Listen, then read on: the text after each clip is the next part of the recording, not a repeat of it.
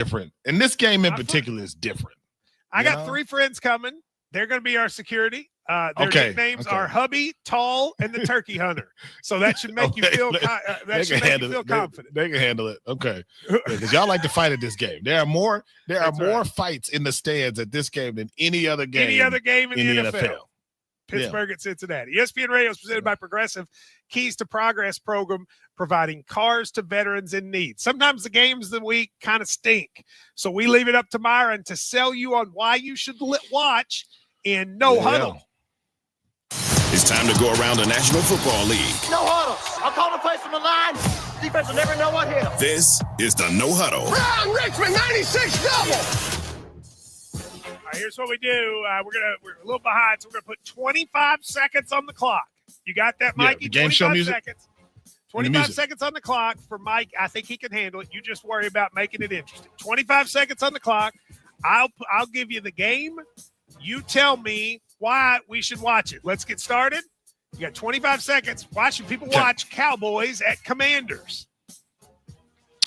The reason you don't watch Cowboys at Commanders is not because of the Cowboys. We know they're a disaster. But Jaden Daniels doesn't have Rookie of the Year locked up the way that he appeared to have it a couple weeks ago. Bo Nix is coming for that crown. A lot of people think Jaden Daniels might be hurt with the rib injury, but he has to continue to play big to win that Rookie of the Year and take it away from Bo Nix. So that's why you're going to watch this game.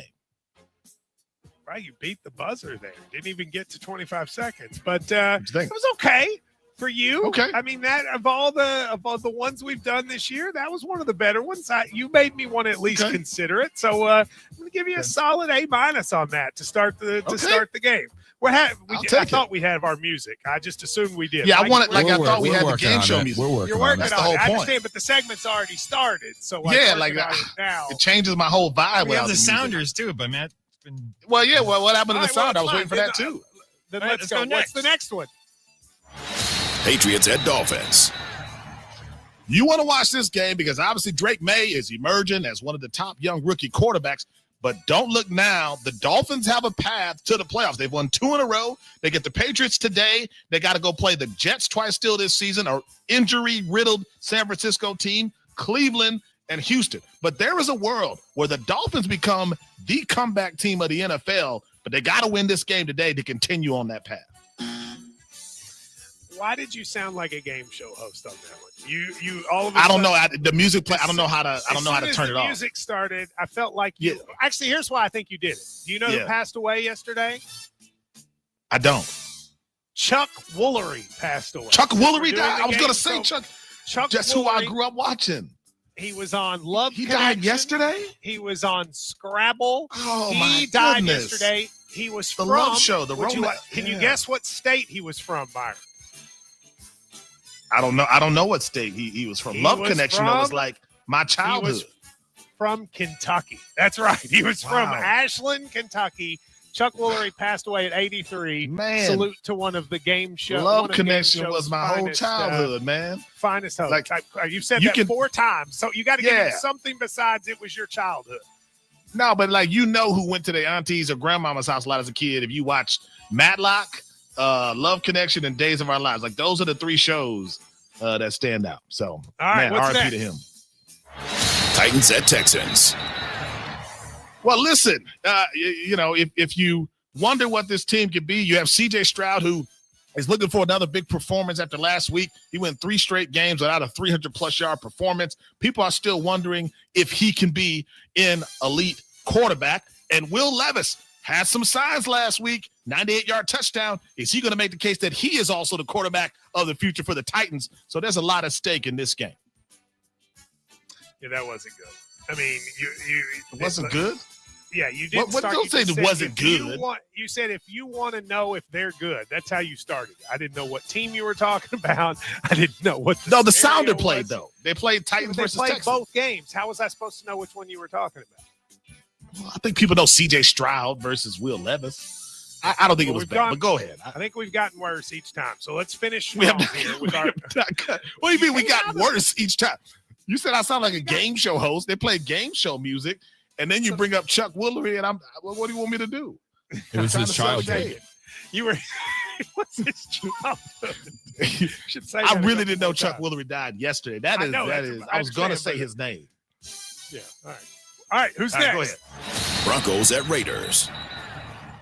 Don't look now, but Bo Nix is trying to steal that Rookie of the Year award, playing some of the best football in the NFL and maybe the best among the rookie class.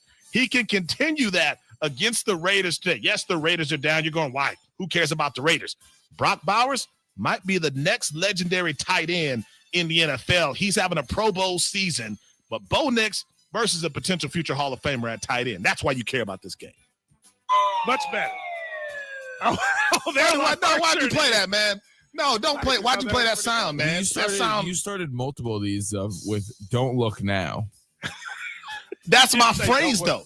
Don't look now is my phrase to actually get you to look. Because you know what? Yeah, when you say "don't look now," people that's your look. phrase. Is that my? Is that my? I've been saying. I've been saying "don't look now" since maybe '94. I've been saying it. Before it became a thing, I was saying "don't look now," and then it got popular on the internet. But I was saying it. I was saying in the dial-up modem days. Don't look now. No huddle. Don't look now. But the 49ers are missing their quarterback today, and their playoff hopes are on life support. We'll tell you what's going to happen with the 49ers next on ESPN Radio. Hi, this is Evan Cohen. Join us Monday, 6 a.m. Eastern for Unsportsmanlike. Indiana, Alabama, Ole Miss all go down. Who's left for the 12-team playoff? We'll discuss Monday, 6 a.m. Eastern, Unsportsmanlike. ESPN Radio, ESPN2, and ESPNU. Max Bankman, I'm the new doctor. Welcome aboard the Odyssey. ABC Thursdays. This ship is heaven. We're tending to our passengers' dreams. I'm in. From 911 executive producer Ryan Murphy comes a splashy new drama on a luxury cruise ship with Joshua Jackson and Don Johnson. It's your job to keep everyone alive. She's in VFib. 1, 2, 3. Clear. I have a pulse. You're going to be okay. Dr. Odyssey. Thursdays, 9/8 Central on ABC. And stream on Hulu. Let's bring the nail gun over here. Jose stands tall atop his sustainable flooring company. Totally. It's renewable and moisture resistant, but we have several green options too. Or we got some beautiful reclaimed oak. But floored by his success, he needs to hire more installers. I need Indeed. Indeed you do. Put our matching platform to work so you can spend less time searching and more time connecting with talented candidates. Visit Indeed.com/credit and get $75 towards your first sponsored job. Terms and conditions apply. 97.7 ESPN The Zone. Lots of wise and well-informed car buyers wait all year long for this time of year because they know year-end deals are worth the wait.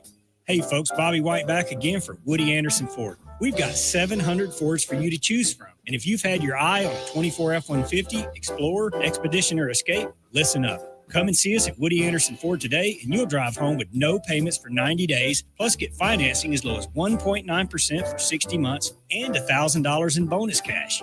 This is good, and it bears repeating.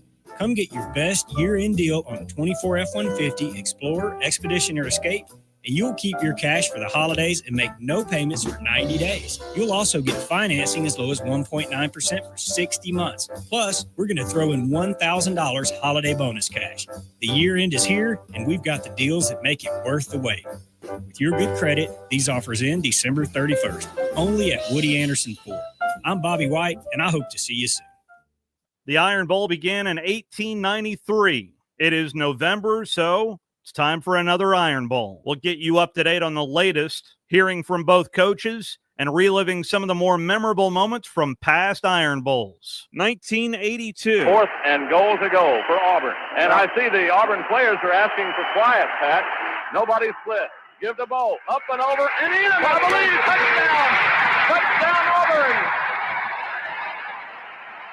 Well, that was sure second effort by Bo Jackson. He just got hit behind the line of scrimmage. Everybody knew what was coming. On 4th down and 6. Plenty of time to throw. Lewis now throwing over the middle. It is intercepted! It is intercepted by Bob Harris. Bob Harris at the 30-yard line with an Auburn interception. Took it away from the intended receiver, Turner. And Auburn has the football with 1 minute and 45 seconds to go.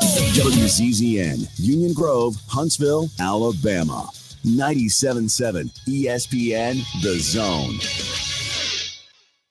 This is SportsCenter. Jones' era is over for the Giants. How does the rest of the season play out? Plus, the NFC West is a logjam, and today the Niners are going to be without quarterback Brock Purdy. What should we expect? And the Detroit Lions are arguably the best team in the NFL. Do they have a weakness? It's the Lions and Colts next on ESPN Radio. Ball's loose at the 30-yard line. There's a scramble for it. Goes up and gets it to the 20-yard line. He's off and running, hitting the gas, racing to the end zone. Touchdown.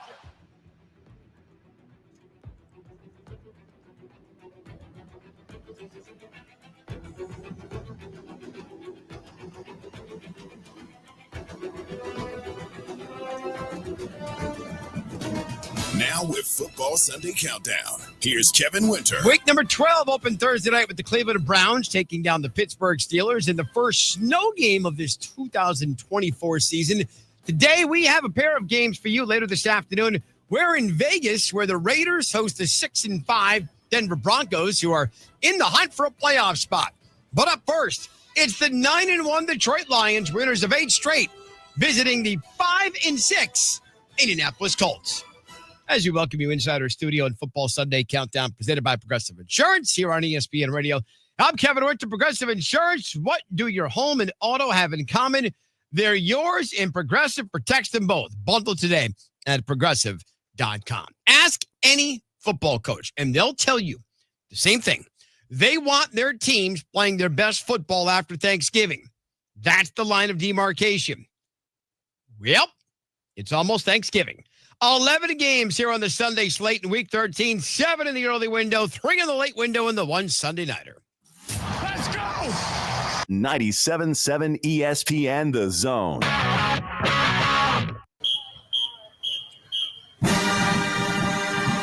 It's time for the Bama Recap Show, presented by Lawlers Barbecue. Call into the Neighbors Wealth Management Hotline now, 256-576-4977. That's 256-576-4977. Now, here's Drew DeArmond and Steve Moulton. LT Overton checking out for Alabama. Or actually, he's in. That's good news for the Tide as he went out earlier. Ball's on the deck, scooped up by Bama. A fumble on the play. Deontay Lawson comes up with it. 22-yard attempt on the hold from Burnham. The snap from Hibbett. The kick is up. The kick is good. So the Tide does indeed get the first points of the ball game. And a season's worth of frustration for Oklahoma is being taken out here today. They put it to the Tide. And now they have swarmed the field again. We've had 3 losses all on the road, and we've had the opposing side storm the field each time. 24-3 is your final. Those are the final calls, or that is the final call right there from Chris Stewart from the Crimson Tide Sports Network. We welcome you in Sunday morning here for the Bama Recap Show presented by Lawlers Barbecue. Jordy Armin, where do you want to start? Good morning. Good morning, sir. Just a stunning result, one that nobody saw coming. I guess much like Vanderbilt, it was almost like a replay, except this time the offense got completely shut down. Now, a lot of people are going to say it was all Milroe's fault. Milroe played horrendous football the second half. He actually didn't play that poorly the first half. He can't throw and catch it. So, I mean, they had guys losing the ball in the lights. Ryan Williams dropped one on third down, hit him in the face mask. C.J. Dupree had 2, hit him in the face mask. I mean, it was just an abject failure. They got dominated in the trenches on both lines of scrimmage. Everybody wants to talk about, well, Deontay Lawson went out. They weren't stopping the run before Deontay Lawson went out. True. Yep. They had a horrendous plan. The coaching staff did not have them ready to play at all. And it's like I posted on my X account. This coaching staff has to prove they can adjust. They in the 3 losses that they've had, when things start bad and they don't start on script and they don't start out playing well, they have not responded in all 3 games. Every other game, when they start well and they build a lead, well, it's all hunky-dory and everything's great. But when you have to adjust mid-game or come up with something to stop the bleeding, this coaching staff has not proven they can do that. Period. End of story. Was Jalen Milroe not being a weapon running the football is an issue. But effort-wise, though, did you see a winnable effort out of Alabama yesterday? Of course not. They lost 24-3 on the No. road to a team that had one take the SEC score win. aside, just the effort itself. No, they did not play. They did not play physical football. They did. I mean, the effort on the pick six by Milroe was putrid, especially when you talk about. That's the one in particular. He was basically hang dogging and feeling sorry for himself because he Texas it again. You call that the Texas because that's what we call that now. I mean, where he telegraphs the ball and throws a pick six because he can't read a defense to save his life, and he really can't. He's very limited. He is a hell of an athlete. He is. He's just not a quarterback. He's not a pure QB. He doesn't function well from the neck up. You have to help him along with checks and reads.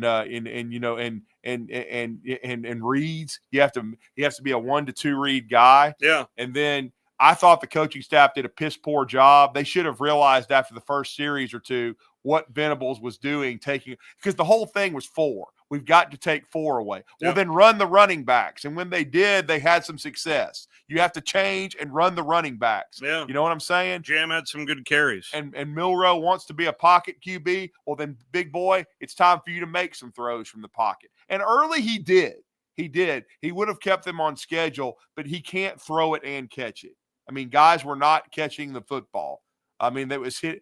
When you drop the football, when you have like 4 drops, especially in the first half, it was a very close football game. It was 3-0 Alabama, and they gave up 24 straight points. But I mean, and then at halftime, it's still only 10-3.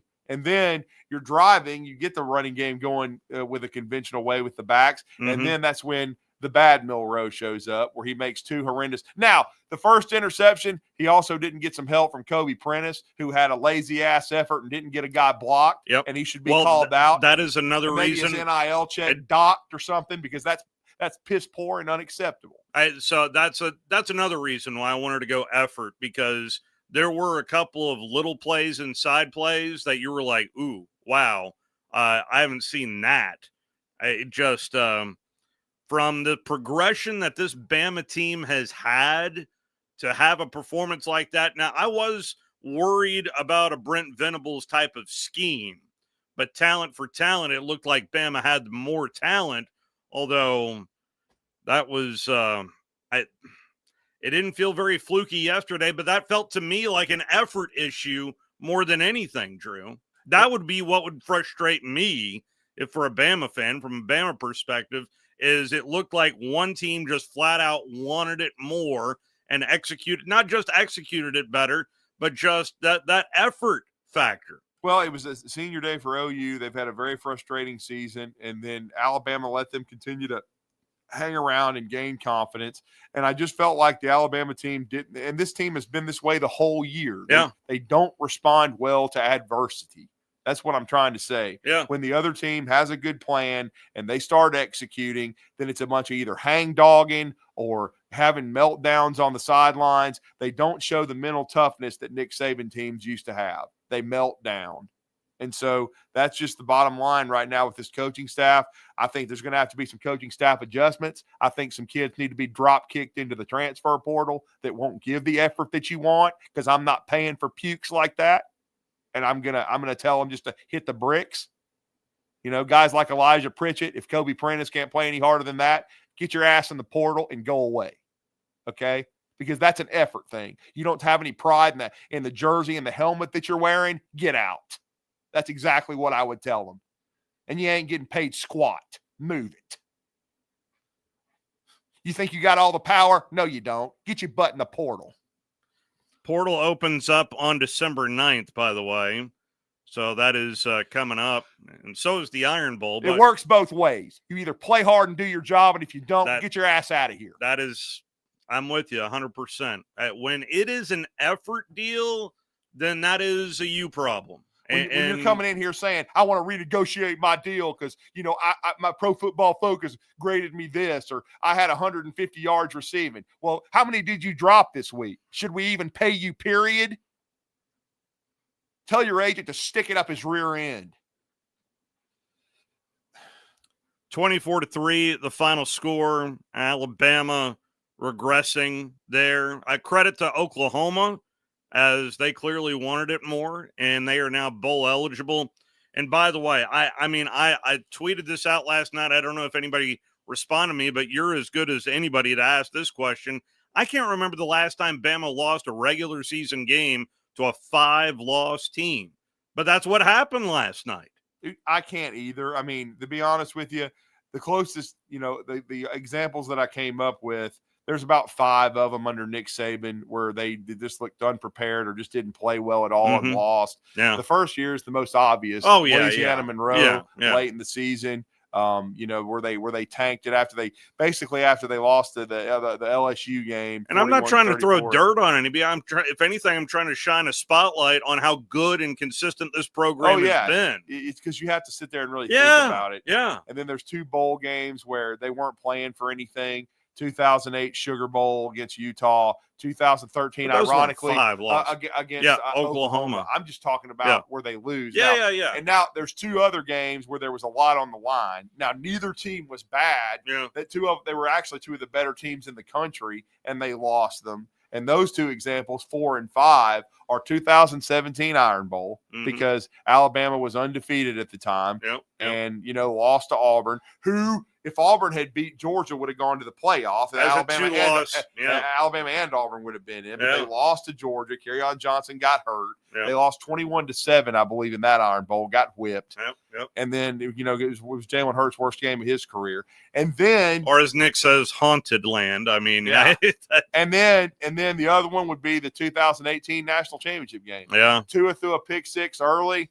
Clemson just ran away and hid. Alabama couldn't execute in the red zone. And was it 44-16? Yeah, I believe that's right. Yeah. It was just a blowout. Boat race. I mean, it was one of the few blowouts Nick Saban ever occurred. Incurred, at Alabama. But those are kind of the 5 examples. But I mean, and in this game, there was a lot at stake because Alabama would have been still alive in the SEC championship game race. I mean, everything was right in front of them. And of course, the college football playoff. Yeah. But the funny thing is, I got people messaging me left and right. And I talked to somebody I truly respect in football at 1 a.m. last night.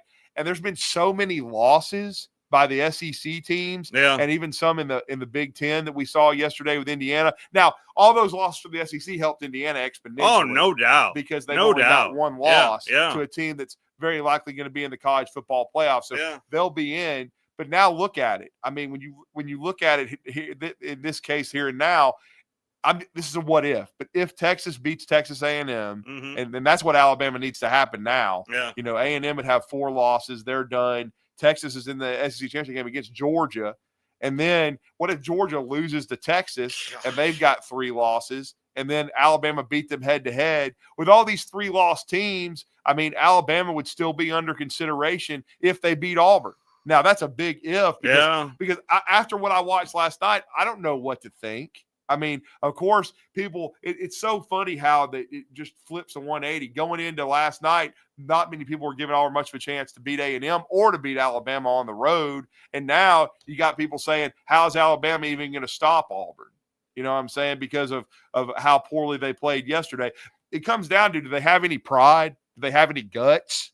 I mean, for what they put on tape this past week, that was putrid. You know what I'm saying? I mean, you can even threaten, okay, you don't win this game, I'm not paying you squat. You know what I'm saying? In the NIL, I mean, a lot of these guys this is an old team in a lot of ways. Yeah. Not in the back end on defense, but there's a lot of veterans that have been around in Nick Saban's program. This will be the last time you ever strap it up in the stadium. You have enough guts, you're going to let Auburn come. I'll just quote Nick Saban. I remember one of his speeches before the Iron Bowl. You're going to let them come here and piss all over your ground? Because they want to rub your nose in it. You're going to let them come in here and just manhandle you and run up and down the field? Or are you going to play with any guts and pride for the jersey and the helmet that you got on? And any kind of, by miracle, kind of like 2012, you still have a chance theoretically at the playoff. You have no chance at the SEC championship game. Oh, yeah, that's done. That's done. But with all these 3-loss teams, do you still want to even be in the conversation? Yeah. I mean, and win at home on senior day. Do you care? I mean, that's what it comes down to. Because my speech would be, it sure as hell didn't look like you cared against Oklahoma.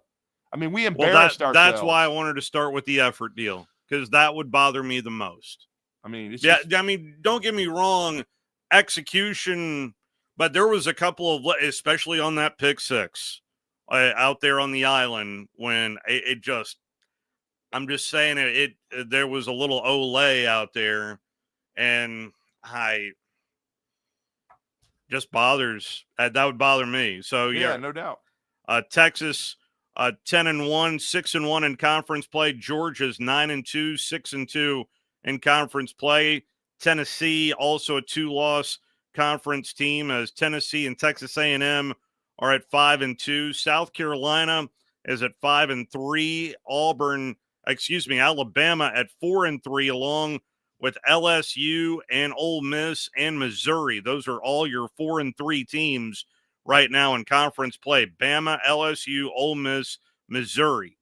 I have a question, just because they didn't play each other. So if Texas A&M beats Texas and they both have 2 losses, and A&M would have the tiebreaker, obviously head-to-head with Texas, what else happens? I mean, because the ironic thing is Tennessee didn't play either one of them. Yeah. Okay. Yeah. But Tennessee did lose to Georgia. Okay. Correct. So we know that now. And Tennessee has to beat Vandy. Now, if they lose to Vandy, they're automatically out. But right now, I don't see that. I mean, Vandy, lost a very competitive game, 24-17 or whatever to LSU. Yeah. But they lost. So they're a 5-loss team. They're not in the SEC championship race. I know they're hosting Tennessee, but I just don't like the way Vandy's playing. I couldn't pick them to beat the Vols. And then right now, to me, the Iron Bowl's a pick 'em, because Auburn found a way to hold on for dear life. Hey, shout out to Ian Vachon. I think he should be the SEC Special Teams Player of the Week. I did give him a shout out last night on X. Shout out to him. He made 2 huge kicks. Oh, the 41-yarder in overtime. Even the 29-yarder. Yeah. I mean, come on, man. This guy wasn't the kicker. I mean, this is a huge game. Every kick he made. You got to give that kid credit. I mean, I was giving him a huge shout out. I was really happy for Ian Vachon. Yeah, I mean, shout out to that kid, man. Madison Academy Mustang. Yep. I mean, Brian Matthews didn't even know he was from Madison Academy. Did we he were not? Talking about him this week. Yeah, I was giving him a shout out on the show. Yeah, I got a couple of texts. That's awesome. Yeah, of people saying, win from Birmingham Southern. Well, no. From Madison Academy. Well, let's reel it back a little bit more to Slaughter Road. Yeah. How about that? No. I'm giving credit first and foremost to the Mustangs. Yep. By the way, the athlete that is known as Ian Vachon, he always the very first soccer. Yes, soccer and hockey as well. Oh, hockey! Wow. Yeah, soccer and hockey. I thought he probably played soccer. I didn't know hockey. Got an email from his mother as well. And we're giving him a shout out. So she wanted to know whether or not we wanted him on the program. And I was like, listen, as much as I appreciate that offer, I do not want to get in trouble with Kurt Sampson and the fine folks down at the Auburn Tigers. We'd have to email them first. That's exactly, what I'm talking about. Right. You know what I'm talking about. But I thought that was an excellent moment for Ian. Brought to you by Five Guys Burgers and Fries, which is proud sponsor of Madison Academy football.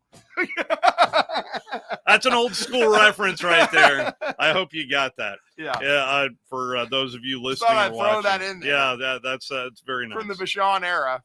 256-576-4977, the telephone number. So this feels like the part of college football that's changing the most right here in front of us, and that is rivalry week, which is, of course, a big deal to all of us here in the fan community. I don't know if it's as big of a deal for the players in this pay-for-play era that we're in. Now, I think the atmosphere is going to be electric. Of course it is. But I do wonder whether or not it means more to these players. Pardon the pun. For the SEC, it just means more. But, I mean, like I told you, the portal opens up on December 9th. I would like to believe that this means a lot to both of these squads. But at the same time, I wonder how many are having one foot out the door and saying, I want to go to XYZ University. Yeah. For dollar bills. We certainly are going to find out, there's no question about that. How all in these players are, and if they want to, have the pride in their performance to step it up and win a game at home. Well, because back in the day in the NFL, these were called U-Haul games where there's not a whole lot on the line. and you're just getting ready to pack up your stuff and you haul it out of there. Mm-hmm. I would like to believe that that's not the case, but this is a different world that we're living in here in 2024. But anyway, certainly would like to hear from you on what you thought of the Alabama-Oklahoma game. Coach Kalen DeBoer post-game. Here is what the Bama head coach had to say. We worked, I thought, extremely hard all week, putting a plan together. Guys, good energy, excited to come here on the road. And, we gotta play better. We gotta be better in all ways. And there's some simple things, uncharacteristic things, I think, that happened early in the game where we didn't get the momentum on our side. And then really it comes down to the first half, them scoring a touchdown, and then, the turnovers really kind of changing the momentum of the game there. So, turnovers were going to be a key. We said that coming in.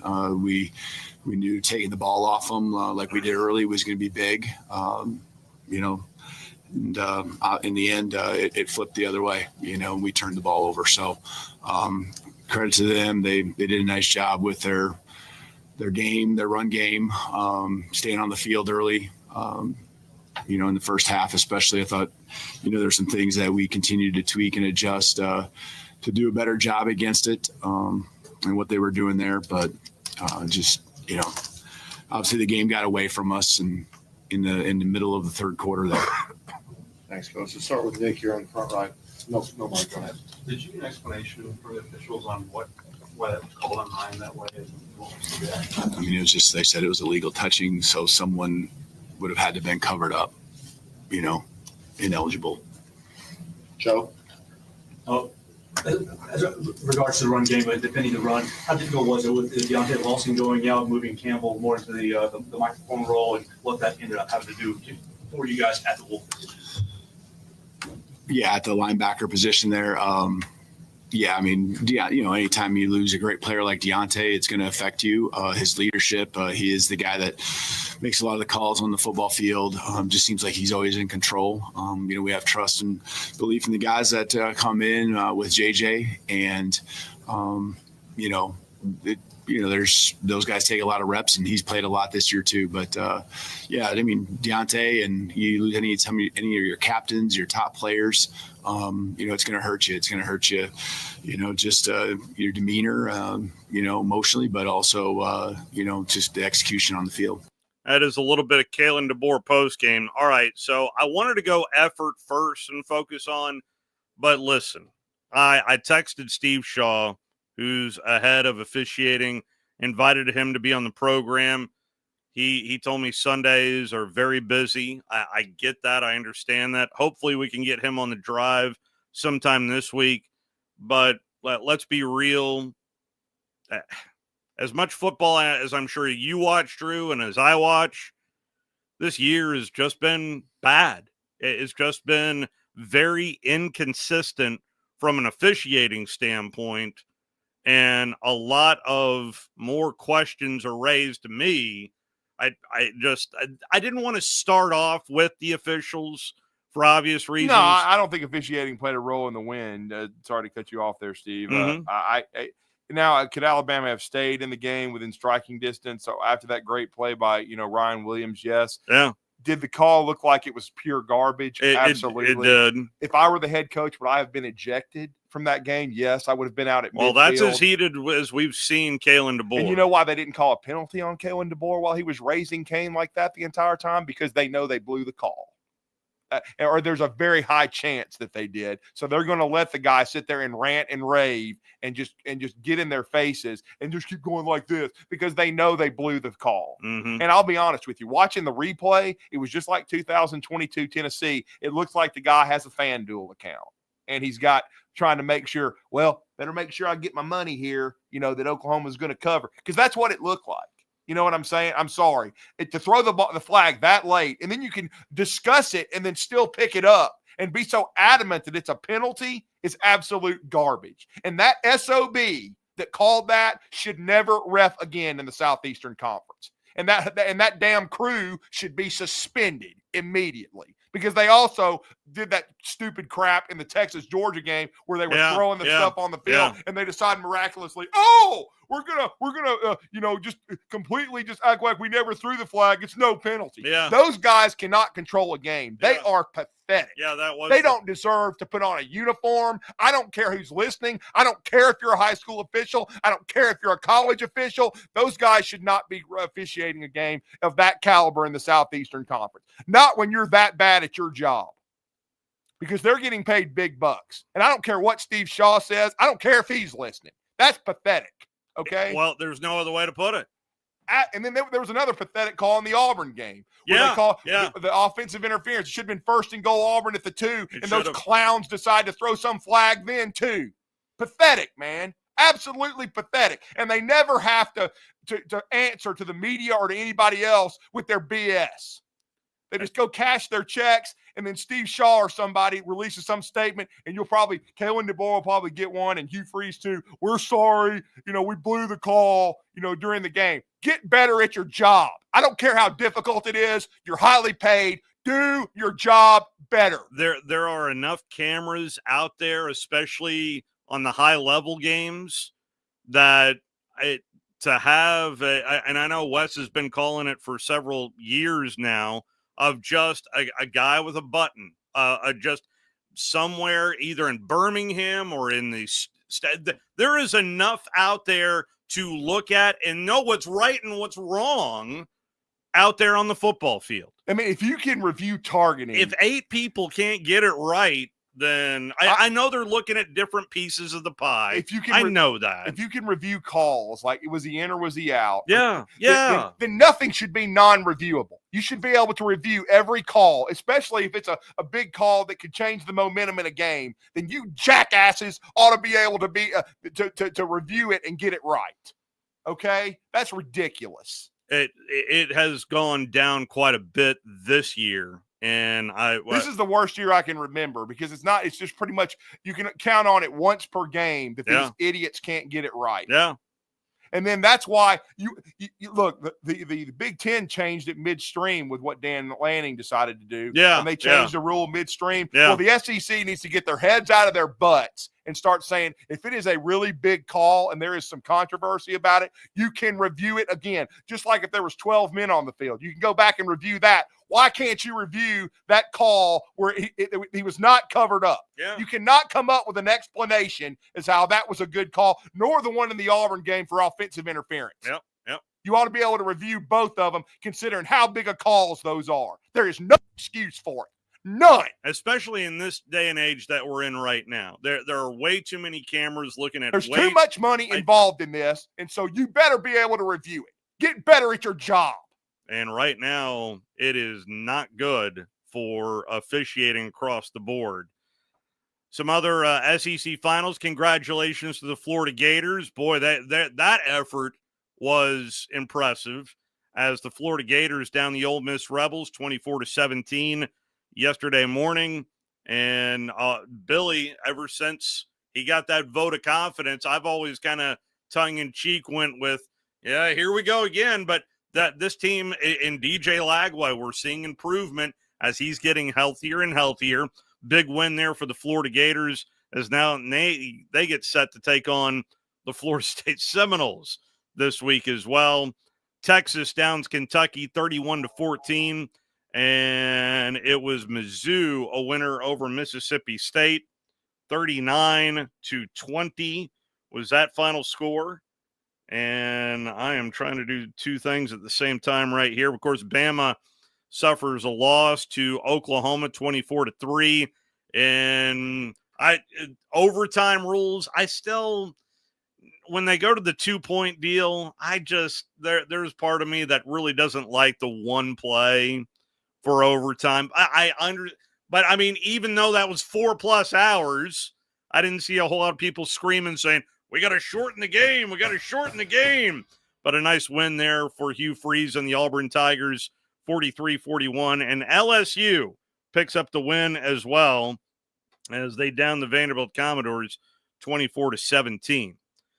Feel free to call back in. My apologies right there at 256-576-4977. What I decided after this weekend, I wasn't stunned that Ole Miss lost. I mean, No, I thought Florida would play them very tough. Florida found a way to win. I think Ole Miss might have the most talented team in the SEC, but they're not well coached. I mean, I'll be the first to say that. Lane Kiffin tries to outsmart everybody. He should have just been taking points the entire game, just trying to win the game. But he always does it. But he always tries to do the analytical thing, and he always wants to prove he's the smartest guy in the room, and he's trying to make a statement. You know what I'm saying? Like try to blow somebody out. And then they were, just terrible on fourth down and that's usually what happens to them in big games. They're terrible on third and fourth down.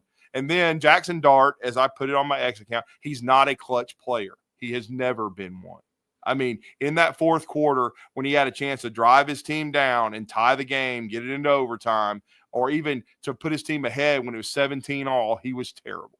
He ran up a bunch of stats early in the game, but when it matters, he doesn't do the job. Or 323 total yards that he threw for. Or they have a drop in the end zone where a receiver can't make the play. But those last two possessions were just horrendous interceptions. I mean, I will say this. Milroe played terrible in the second half, but I thought Dart played terrible in the fourth quarter when he's supposed to be a senior, a guy who's been around.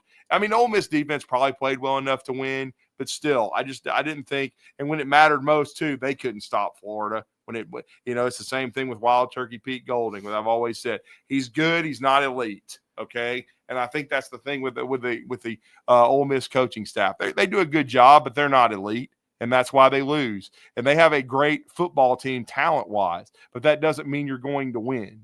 And I just think there's something lacking with them. Is the best quarterback in the SEC, is that Quinn Ewers? I guess. I don't know. I mean, I mean, it feels like we're talking about the top of a mediocre pile. Yeah, I guess he's been the most consistent at times. He had a bad game against Georgia when he was pressured and they couldn't protect him. But, yeah, I guess so. I mean, don't ask me as to who the second best quarterback is in the SEC because I don't have a clue.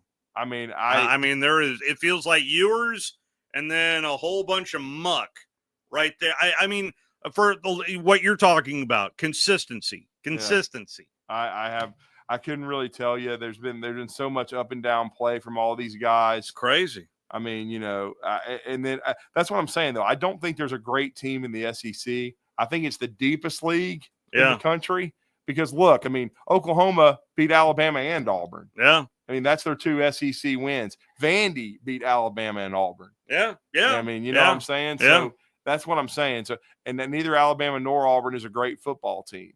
And Auburn will be fighting for bowl eligibility and pride in the Iron Bowl, and Alabama, an outside shot at the playoff, and then just trying to win their last game at home and go to a bowl game. You're going to a bowl game. You're just trying to, I guess, play for. Bolster your bowl position. But it comes down to this. Are you really bought into this coaching staff, and do you have any pride? I mean, do you want to finish the season like that where, every time Alabama on their social media account says they're locked in, I wish they wouldn't do that because every time they do that, Alabama, just falls on their face and looks like they didn't practice all week. In terms of QBR, I know this is one stat Wes likes to look at. QBR rankings in the SEC has Dart, Beck, Milroe, Reed, Nussmeier, Pavia, Cook, then Ewers, followed by Nico, Sellers, Green, Thorne, Van Buren, Vandergriff, and Arnold. Arnold has the worst QBR among SEC quarterbacks. Looked pretty darn sporty last night. Yeah. I mean, and you're talking about Jackson Arnold. Yeah. Yeah, I mean they ran the football. I mean he didn't have to throw it, Steve. No, he only threw it 11 times. They knew they didn't have to throw the football. Yeah, I mean they had a plan just like Vanderbilt, and they knew, especially after the second pick six, where it's a 24-3 game. Yep. You don't have to put the ball in the air. You don't have to do a whole lot. You just got to run the football, protect it, and hold on to it. And you've got Alabama beat because you're making Milroe throw the football, and Alabama not just. Milroe played poorly, but so did the offensive line. I mean, they were atrocious. Like, I've been critical of Milroe holding on to the ball too long and this and that. But, no, I mean, they were just getting beat. I mean, Personally, I would go with Wilkin Formby, and I'd put Pritchett in the portal. I think he's a slug. I mean, and guess what? Now that you're getting paid and you're getting NIL, yeah, you can get called out by name. You're a slug. You're not any good. Okay, so he's already had all kind of issues off the field. I'd drop kick his butt into the portal and tell him to go be somebody else's problem. And then I would make sure I got Ty Haywood and the recruiting class in there. I need better players and players with a functioning brain, and I'd get rid of him. He'd be gone. We're going to take a closer look at the top 25 and what is the best case scenario for Alabama, still with an opportunity at a playoff, albeit a long shot, but nonetheless still an opportunity for things to land right. And it certainly starts with the strength of schedule there for the Alabama Crimson Tide. We'll talk about that. Certainly take your phone calls. It's the Bama Recap Show presented by Lawlers BBQ right here on 97.7 ESPN The Zone. Log on today, 977ESPN.com. Here in North Alabama, barbecue is a part of what makes our home so special, and great barbecue from Lawlers makes it just that much better. Since 1978, Lawlers has been serving up their delicious barbecued pork, ribs, chicken, ham, and turkey for generations of family get-togethers. Recognized as the best barbecue joint in Alabama for 2 years in a row, Lawlers is thrilled to share their award-winning barbecue for your next family meal or catered event. Order online or stop by any one of their 14 area locations. Lawlers Barbecue, cooked slow, served fast. 97.7 ESPN The Zone is your home for Army football, and the #1 sports radio station in the Tennessee Valley wants to send you and a guest to see the 125th edition of America's Game, as Army and Navy will meet in our nation's capital on December 14th. It's simple. Just tell us your patriotic story or tribute, and we'll pick the one that rings red, white, and blue. And a pair of tickets to see the game will be for you. Just send your entry to 97.7 WZZN events at gmail.com. That's 97.7 WZZN events at gmail.com. Make your story count, as it's just one entry per household. So let your fingers do the talking and send us your story today. Entries must be sent to 97.7 ESPN The Zone by Friday, December 6th. 97.7 ESPN The Zone and Army football. It's something special in college athletics, and we want you to be there. Lots of wise and well-informed car buyers wait all year long for this time of year because they know year-end deals are worth the wait. Hey folks, Bobby White back again for Woody Anderson Ford. We've got 700 Fords for you to choose from. And if you've had your eye on a 24 F-150, Explorer, Expedition, or Escape, listen up. Come and see us at Woody Anderson Ford today, and you'll drive home with no payments for 90 days, plus get financing as low as 1.9% for 60 months and $1,000 in bonus cash. This is good, and it bears repeating. Come get your best year-end deal on a 24 F-150, Explorer, Expedition, or Escape, and you'll keep your cash for the holidays and make no payments for 90 days. You'll also get financing as low as 1.9% for 60 months. Plus, we're going to throw in $1,000 holiday bonus cash. The year end is here, and we've got the deals that make it worth the wait. With your good credit, these offers end December 31st, only at Woody Anderson Ford. I'm Bobby White, and I hope to see you soon.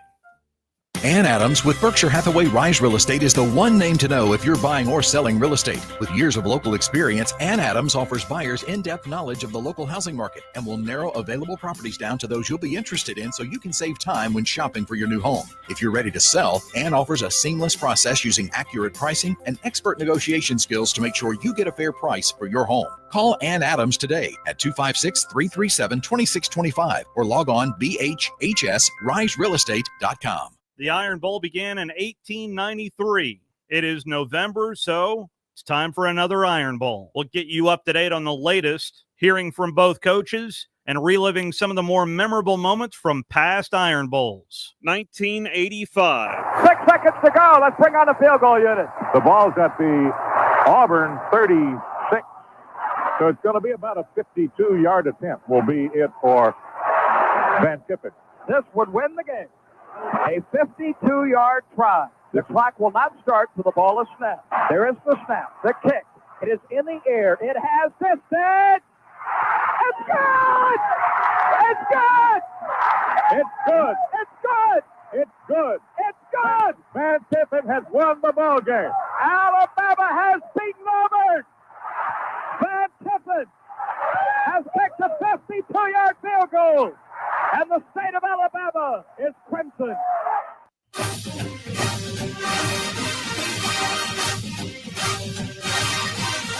It is the Bama Recap Show, presented by Lawlers Barbecue. Somebody told me a rumor that there's still one of those certificates left. Wow, if you want, really? I don't know if that's true or not. Of course, Lawlers is closed on Sundays, but That's right. nonetheless, get an opportunity to get $50 worth for just $25 over at 977ESPN.com. Click on the Big Zone Deals. Got plenty of zone deals there for you, but most notably Lawlers Barbecue, the fine sponsor here of the Bama Recap Show. And by the way, on the subject of some shout-outs, how about them Bears? Miles, baby, as they get past Carson Newman 14-13 in the D2 bracket. So this means Miles College with secondary coach Collie. That'd be Antonio AKA Langham. the greatest of all time, Antonio Langham. Antonio Langham, who's part of that coaching staff, they are traveling to Valdosta, Georgia. Wow. Take on the Blazers this South weekend. Georgia. That's right. Deep South Georgia, as they get ready to take on the 1 seed there in the Blazers of Valdosta State. That's now a 10-game winning streak for Miles College. So congratulations there to Miles College. It's a huge congrats to Miles, man. Guys, love Antonio, love Sam Shade, love what they're doing over there. All right, so let's dive in a little bit on strength of schedule and maybe workshop this a little bit.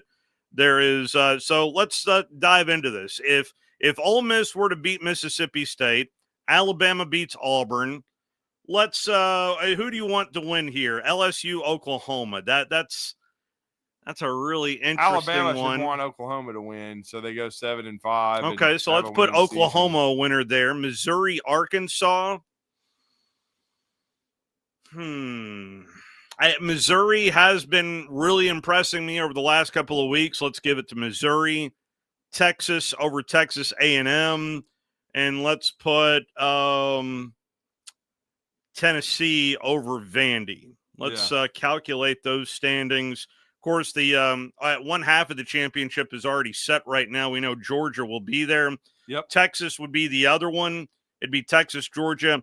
6-2 would be Tennessee in this case. And then Alabama, South Carolina, Ole Miss, Texas A&M, and Missouri would all have 5-3 records. But based on the winning percentage of their opponents, strength of schedule, basically, the highest winning percentage of those 3-loss teams belongs to the University of Alabama. And it's by a pretty wide margin. It's a .53 compared to a .48, which is a pretty significant gap. By the way, second on that list is South Carolina. Third on the list is Ole Miss. Then Texas A&M and Missouri has the worst winning percentage among those 3-loss teams. So, when you take a look now at the college football playoff, Penn State had some issues, able to get the win, had some issues. Indiana, I realize it's one loss, but when you're talking strength of schedule, that needs to be part of the conversation, because at least according to past seasons, it's been we want the best teams in the college football playoff. We found this out last year when Florida State was undefeated, had a significant injury at quarterback, left out.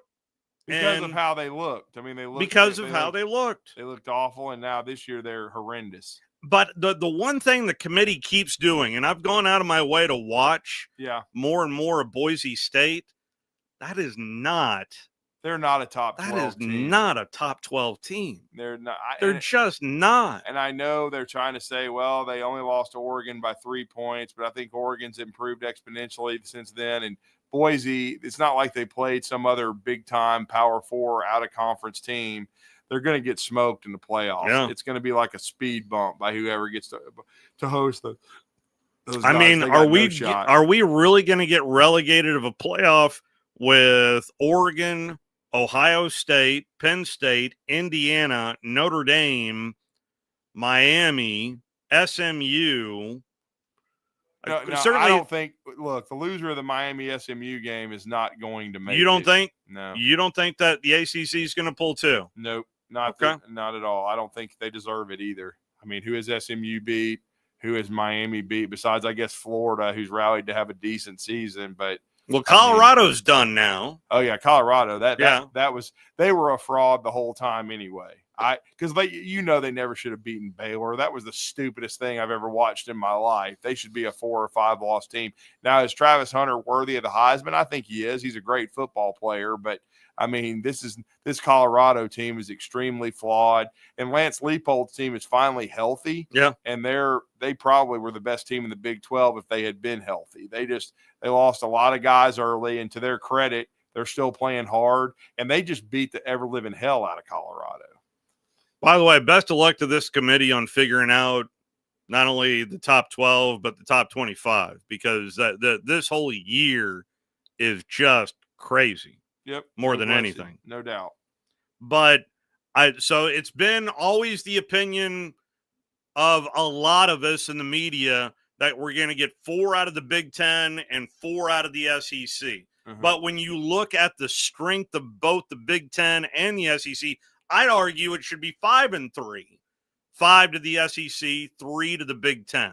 That's just what I see. In fact, statistically, at least according to Jeff Sagarin, the second statistically toughest conference in America behind the SEC is the Big 12, not the Big Ten.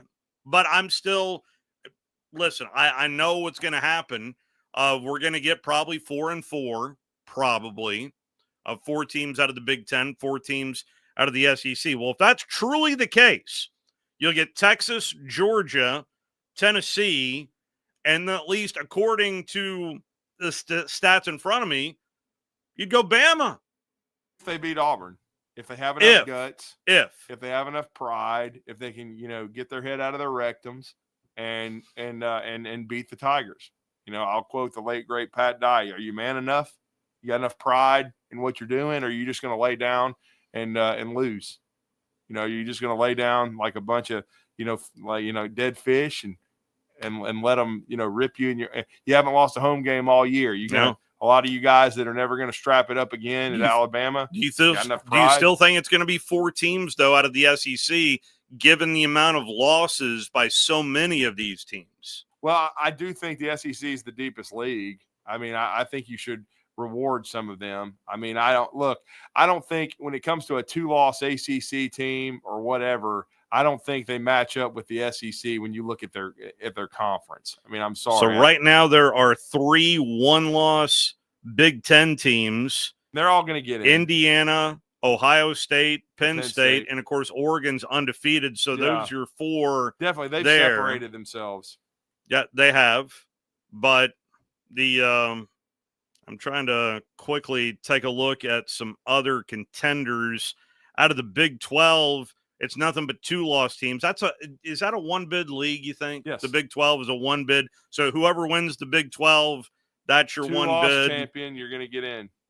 And that is going to be the case. The ACC. Because can you look at me and obviously think that BYU is better than Alabama?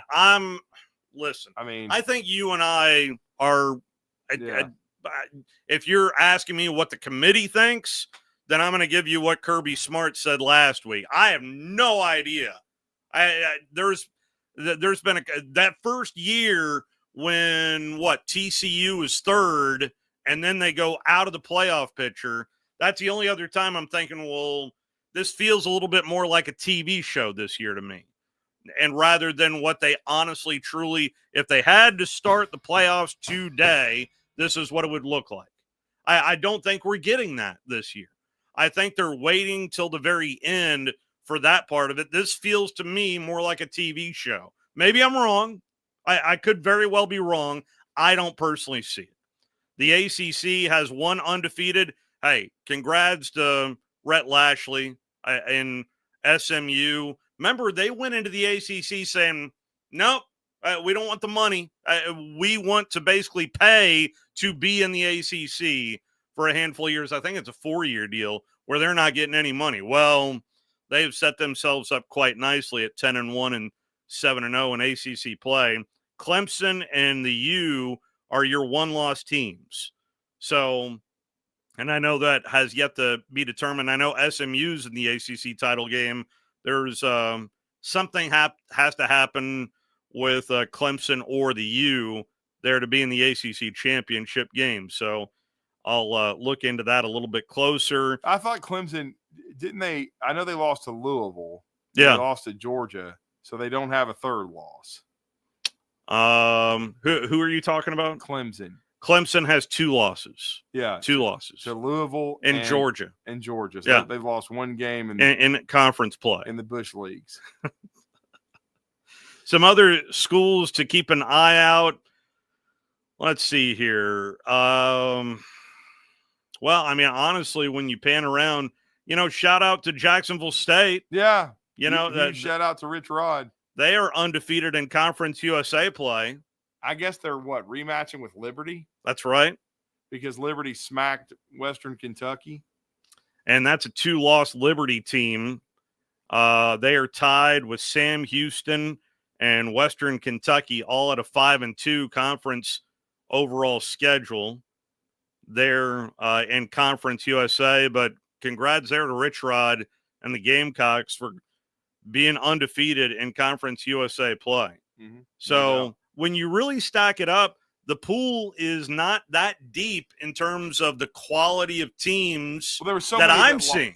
So many lost yesterday. Yeah, I mean, yeah. BYU losing to Arizona State, Colorado losing to Kansas, Ole Miss, Alabama. Mm-hmm. I mean, there was just so many that didn't get the job done on the field, and so that's what's given Alabama still a chance. I mean, I would, your first thought was when they lost to to Oklahoma, well, they're done. They're certainly not going to Atlanta, but they don't have a shot at the college football playoff until you have to look at everybody else and who's lost, because Clemson's a 2-loss team.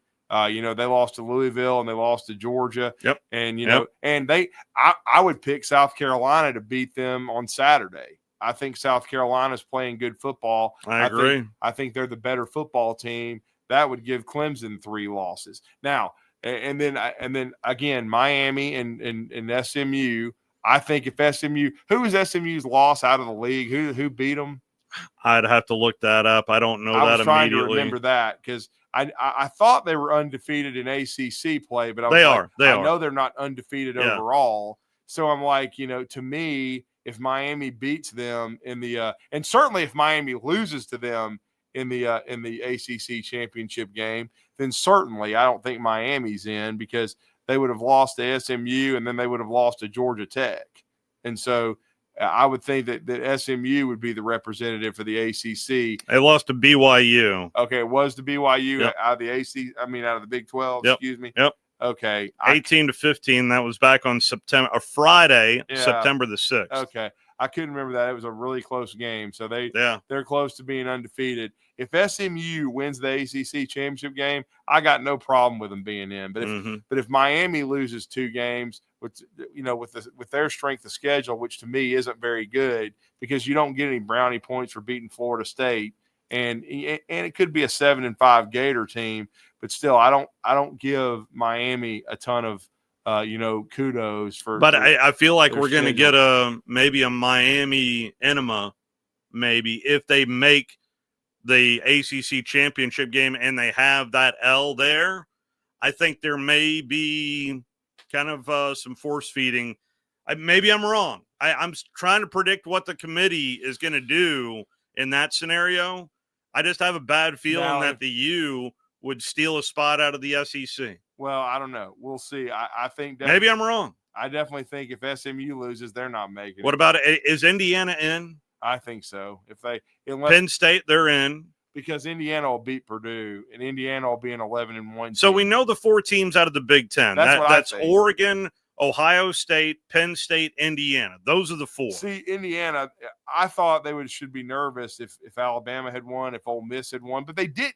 And so, to me, when those teams end up with 3 losses, then if you're There you go, Indiana. even though Indiana, their strength of schedule It's is in the hundreds, awful. it's awful. Yeah. But if you're 11-1 in a Power 4 league, you're Exactly. probably going. Exactly. And that's kind of my point with SMU. If you end up winning the ACC, you're the automatic qualifier. But then you could start splitting hairs with Miami and who they've played. And that's why there's just too many losses for SEC teams. That is my biggest fear, is that L's are going to count a little bit more in the committee's eyes, that we won't have 4 SEC teams, but we'll have 3 SEC teams, and some other conference is going to hop in with a better looking record than an SEC team. And then you look at some of those wins, Miami should be a 4-loss team, and they should have lost. Really should. They should have lost to Virginia Tech. They had total. Oregon looked awful out of the gate. Yeah, and just barely escaped a couple of games. But they won though, and then they haven't lost. Well, one of those escapes was to Boise. Yeah. So I mean, and that's kind of what Boise's hanging their hat on, is that 3-point loss to Oregon. I mean, it's a mess. And even if Oregon, loses to, I guess, is the Big Ten championship game, is it decided yet? Or I guess Ohio State's got to beat Michigan, I would think. Yeah. Because, I mean, they're playing Michigan on Saturday. So I would think that Ohio State. It's Oregon versus, let's see here, both Indiana, Ohio State, and Penn State all have 1 loss. Yeah. And we know Ohio State beat both of them. Yes. So Ohio State, if they beat Michigan, it's going to be a rematch. It'd be a rematch between Ohio State and Oregon. Yep. And even if Oregon lost the Big Ten championship game, they would still get in. Yep. They would still be one of those 4. And then you'd have Penn State, very likely going to be a 1-loss regular season team, and same way with Indiana. So those 4 teams are going to get in. So the fact that, again, it bears repeating, for the college football playoff, there are 5 guaranteed spots. Mm-hmm. And that's by the 5 highest ranked and conference Notre Dame champions. is going to get in. And Notre Dame's in, so that's another spot that is taken. So that's 6. They're going to whack USC. So that is 6 already taken, and so we're already halfway home. Yeah. And so this is why, just when you take a look at the math, at least my biggest fear is that the SEC, because they keep eating their own, that they're going to get left out of the table with 3 teams rather than 4 teams.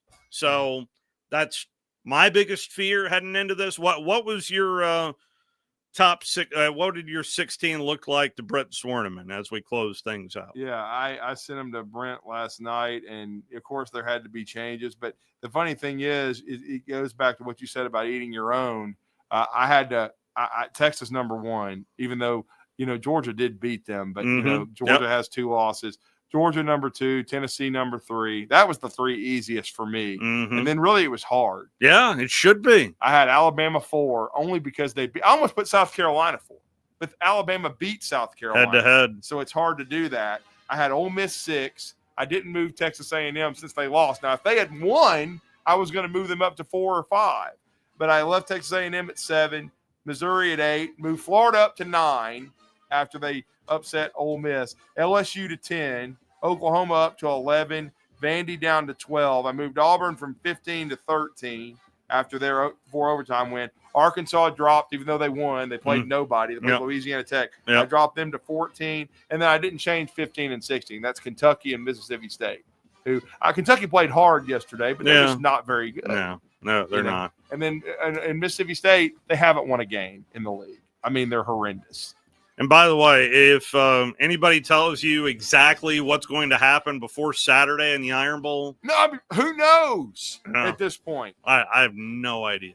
And then who knows if Alabama wins? Who knows if they get in? I would still say there's a good chance they're going to miss it, and that the committee will come up with an excuse not to put them in. Yep. But I will say this: if you're Alabama, you're big fans of Texas against A&M, and you want Oklahoma to win in Red Stick, to go 7-5 and finish the season strong. It's a mess. There's no doubt about that. That's going to wrap us up here, and we will be back next week to wrap up the Iron Bowl that you can hear right here on 97.7 ESPN The Zone. A big thank you again to Lawlers BBQ being our presenting sponsor. We'll talk to you next Sunday.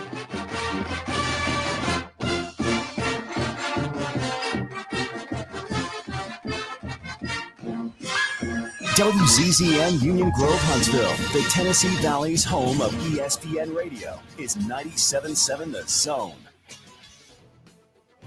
7 early games here in week number 13. I'll keep you updated on the other checks. It's time now for the Lions and the Colts, arguably the best team in the NFL.